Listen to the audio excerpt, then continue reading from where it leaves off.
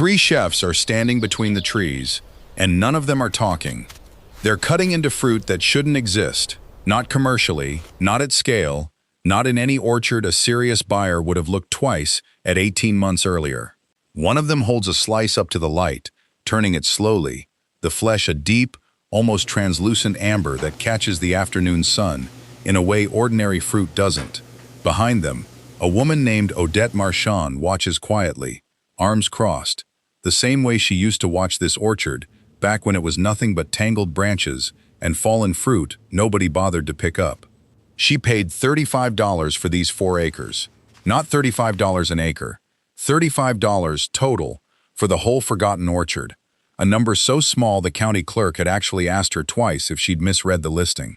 18 months later, restaurants 3 states away were calling to ask if she had any fruit left. Nobody standing in that orchard the day she bought it could have told you why. If you've ever been told your idea was too small to matter, stay with this one. Tell me where you're watching from. I'd love to know how far this story travels. And if you enjoy stories about overlooked things turning into something real, subscribe. Odette was 42, living outside a small town in the Willamette Valley of Oregon, when she first heard about the orchard from a county tax auction notice tucked into the local paper's back pages. She'd spent the better part of 2 decades working as a landscape technician for a regional nursery, not a farmer exactly, but someone who'd spent enough years around soil, root systems, and plant genetics to understand more than most people about what made things grow, or fail to. She hadn't set out to buy an orchard. What she'd wanted, for longer than she'd admitted to anyone, was simply land of her own, something she could work without asking permission first, the way she'd watched her grandfather do on a much smaller scale when she was a girl visiting his place in the Columbia Gorge. He'd kept 2 old pear trees behind his house that nobody else in the family thought much of, trees he'd grafted himself from cuttings he'd carried, he told her once, from an orchard that no longer existed by the time she was born. He'd died when she was 19. She still had one of his grafting knives. The 4-acre parcel outside town had been an actual working orchard once, decades earlier, before 3 successive owners had let it slide into the kind of neglect that eventually made a property worthless to anyone who wasn't looking for exactly what Odette happened to be looking for. The county had seized it for unpaid taxes 2 years before the auction, and by the time Odette walked the property with a realtor who clearly thought she was wasting an afternoon, most of what remained was barely recognizable as an orchard at all. Branches crossed and tangled overhead in a canopy nobody had pruned in at least a decade. Fallen fruit, rotted and half buried in weeds, had drawn enough wasps that the realtor kept a visible distance from several of the trees. An old irrigation line, split and useless, ran along what had once been neat rows, now barely distinguishable beneath blackberry canes that had crept in from the property's edge. Most of these trees are done, the realtor told her, not unkindly. Nobody's going to want this for anything but the land itself, once you clear it. Odette walked the rows anyway, the way she'd learned to walk any planting she was assessing for the nursery. Slowly, looking past the obvious damage to whatever was still functioning underneath it. Most of the trees did look finished, but near the back of the property, close to where the old fence line met a stand of native oaks, she noticed something that didn't quite match the rest. One tree, taller and more gnarled than its neighbors, still had fruit on it in late September, weeks after every other tree on the property had already dropped whatever it produced that season. Most of it rotted uselessly in the grass below. She picked one. It was small, oddly shaped, with skin a deeper color than any apple she recognized from the nursery's catalog work. She didn't know yet whether that meant anything. She bought the parcel 3 weeks later for $35, the county's minimum bid at a tax auction nobody else showed up for. Her sister, when Odette mentioned the purchase over the phone that week, asked the obvious question. You bought an orchard nobody wanted for $35, and now you're going to put actual money into it? I don't know yet, Odette admitted.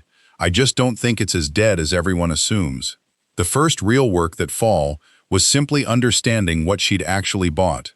Odette spent October and November clearing blackberry canes and dead wood, cataloging each surviving tree as she went. Which ones still had green cambium beneath the bark when she made a small test cut? Which ones had clearly succumbed entirely? Which ones showed the kind of stubborn, unexplained vigor that late-fruiting tree near the back fence had shown her. Of the roughly 60 trees on the property, she counted 11 that seemed genuinely alive rather than simply standing. That late-fruiting tree bothered her all winter, in the specific way an unanswered question does. She brought a sample of its fruit, dried and pressed, to a pomologist she knew slightly through her nursery work, a retired extension researcher named Colin Reyes, who'd spent much of his career cataloging heritage fruit varieties across the Pacific Northwest before retiring. Colin examined it for a long moment before saying anything. "Where did you get this?" "My own trees. Why?" He didn't answer directly. He asked instead whether he could visit the property himself. What Colin found, walking the orchard with Odette in January, was that at least 4 of the surviving trees, including the late-fruiting one, appeared to be a heritage apple variety he recognized from old regional records but hadn't personally seen growing anywhere in over 15 years.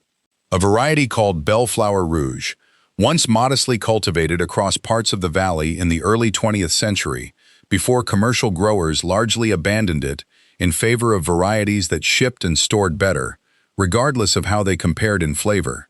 This variety mostly exists in historical records at this point, Colin told her. A few preservation orchards keep a tree or two. I didn't know there was a working stand of it anywhere in the county. Knowing the variety's name didn't automatically mean it was valuable, and Colin was careful to say so. Rare didn't necessarily mean good. Plenty of heritage varieties had disappeared from commercial production for perfectly good reasons. Poor yield, susceptibility to disease, fruit too delicate to survive ordinary handling. The only way to know for certain, he told her, was to properly rehabilitate the surviving trees and see what they actually produced once they were no longer fighting for light and water against everything else choking the orchard. Odette spent that entire next year learning to prune trees that hadn't seen a pruning saw in over a decade, working mostly from books. And 2 afternoons Colin spent walking her through proper technique on site. She removed competing growth, opened the canopy to light, and worked compost into soil that had gone hard and depleted from years of neglect. The first real harvest, that following autumn, was disappointing. The trees produced fruit, finally unburdened by the tangle that had surrounded them for years. But much of it came in small, oddly shaped and inconsistent. Some trees producing fruit with excellent flavor, and others, genetically similar but perhaps stressed differently by years of neglect, producing something bland and unremarkable. Odette sat with a crate of that first real harvest in her kitchen that October, tasting through fruit from each individual tree, and felt something close to the doubt her sister had voiced the year before. Colin, when she called him, offered a different read on it. "You didn't fail," he told her. "You just learned which trees are actually worth keeping. That's not nothing." Of the 11 surviving trees, only 6, it turned out, consistently produced fruit, with the deep flavor and unusual amber flesh that had first caught her attention on that single late-fruiting tree. The rest, while technically the same variety, produced fruit that was simply ordinary, a reminder that even within a single heritage variety, individual trees could vary considerably depending on their specific history, rootstock, and years of accumulated stress. She spent the following spring propagating from those 6 best trees specifically, grafting new rootstock using cuttings and techniques she'd relearned, in part, from the same grafting knife her grandfather had left her. Expanding the orchard's productive potential from those specific genetics, rather than simply hoping the whole remaining stand would eventually perform the same way. It was 2 full years after the $35 purchase before Odette had a harvest she felt genuinely confident bringing to anyone outside her own kitchen. She brought a small box of it, unannounced, to a farm-to-table restaurant 40 minutes away, run by a chef named Priya Sohal, who'd built a modest but well-regarded reputation sourcing unusual regional ingredients other kitchens overlooked. Priya was polite but clearly skeptical, turning one of the odd-shaped apples over in her hand. "I get a lot of people bringing me unusual things," she said. "Interesting isn't always the same as sellable." She cut into it anyway, tasted a slice raw, then cut a second piece, and simply stood there for a moment, considering it. "This has almost a wine-like depth to it," she said finally. "That's unusual in an apple." She asked about texture when cooked, about how the fruit held up under heat, about how consistent Odette's supply might be. Priya placed a small trial order that same week. Not a large commitment, but enough for a single seasonal dessert she wanted to test on her menu.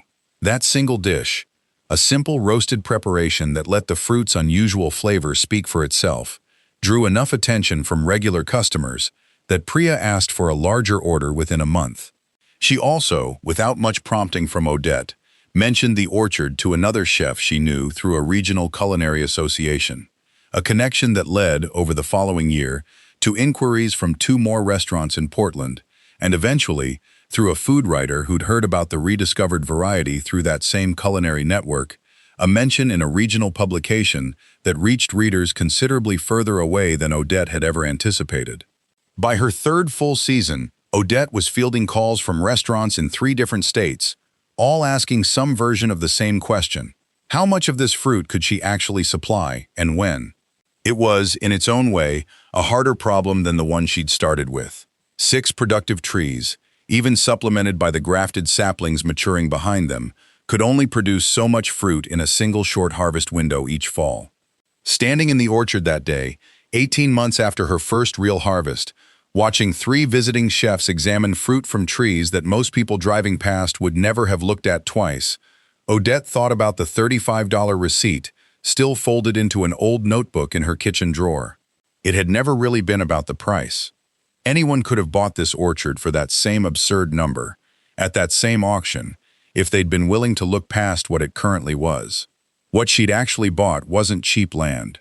It was a small, stubborn piece of agricultural history that had simply been waiting long enough for someone patient enough to notice it hadn't entirely died, and careful enough to bring back exactly the part of it that was still worth saving. This is the rural files. Sometimes the things everyone else has written off aren't actually gone. They're just waiting for someone willing to look closely enough to tell the difference.